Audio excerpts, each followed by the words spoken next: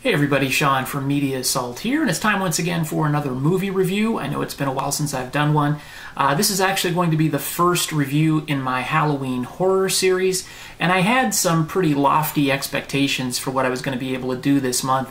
I wanted to do like a series of movies that I hadn't seen before, plus some other stuff, and I don't think I'm going to be able to get to that just with the allotment of free time that I'm going to have between now and Halloween, so I'm going to try to do 3 reviews, including this one. I'm going to do the movie that you're watching now, which is The Thing from 2011. I'm also going to do from the rare and highly sought after Lionsgate Horror Collection 8-pack, I'm going to do The Unholy. And then I'm going to do a movie that is streamable from Netflix called Lovely Molly. These are all movies that I haven't seen before, or in the case of The Thing, that I hadn't seen before reviewing it today. So that's what I'm going to do for Halloween this year. It's not quite as much as I've done in previous years, but it's pretty much all I'm going to have time for this October. So without further ado, we'll get into the review of The Thing, from 2011. There is the front cover art and then the back cover art. This is a prequel, and in a way it's also a remake of the 1982 The Thing that was made by John Carpenter with Kurt Russell and Wilford Brimley and Keith David. This tells the story of the Norwegian camp that is featured briefly at the beginning of the 1982 Thing.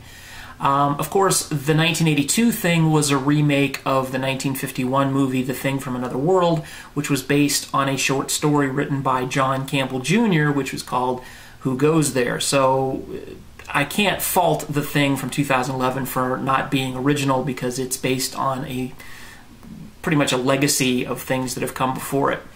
But what it does do is it does set up the story for the 1982 film, letting you see what happened prior to that. And of course, if you haven't seen the 1982 film, this is as good a place to start as any, because, you know, like I said, it does start everything off. However, because it's a prequel, it's also trapped in that sort of locked-in feeling, because you know how things are going to end up. So there's not a whole lot of suspense. While there may be situational suspense in the film, there's not a whole lot of suspense in terms of what the overall outcome is going to be, because you already know that there is more to the story that is going to continue. So it's kind of in a weird position. I can understand from Universal's point of view of making this film, because essentially it's the thing for the current generation, and they sort of get around the whole Hollywood doesn't have any original ideas criticism by making a prequel, which in itself is essentially a remake, because it does essentially tell the same exact story that the 1982 film tells. What is that story? Well, very quickly, a scientific camp in the continent of Antarctica discovers a spaceship buried in the ice, and they also find one of the inhabitants of the spaceship outside of the spaceship encased in ice, and they take this body back to their camp, and although they think it's dead, it actually is not, and has the ability to replicate anything that it touches. Anything that its cells get on, the cells have the ability to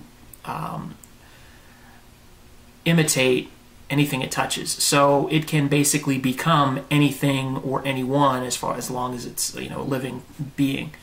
And of course that presents some problems when you're dealing with something that is inherently dangerous, that can look like somebody that you trust. And then of course the film has to deal with weeding out who's really who and who is really not who they are, kind of thing, sort of.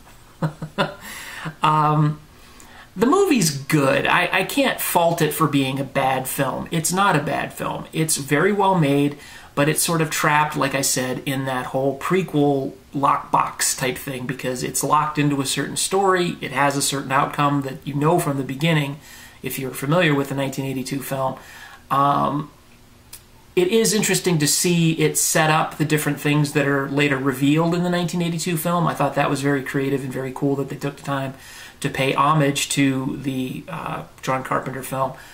But it doesn't really have its own identity, although in one of the special features on the DVD, they try to say that they're trying to make this film to give it its own identity, and it would be pointless to make it if they couldn't make it their own. And aside from updating the special effects from just being the practical effects that were used in the 1982 film, there's of course digital and CGI effects used, along with quite a bit of practical effects in this newer film. It really doesn't have anything else to add other than on the special effects plane. The story, like I said, is essentially the same. The setting is almost exactly the same. So it's kind of pointless. It's well made, but pointless. And there is really no suspense, and it's really not that scary. So it's a well-made film, it's a well-intentioned film, but ultimately I would say it's an unsuccessful film. Although, you know, you could find far worse ways to pass an hour and 45 minutes.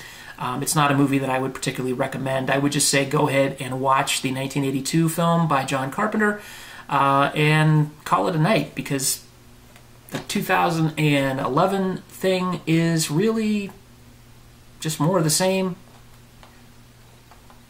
and not much different. So there you go. That's my review of The Thing. If I did have to give it a rating, I would say I'd give it a 5 out of 10. It's just a fairly average movie. Like I said, it's well made, but it doesn't have anything that sets it apart from anything else that's out there.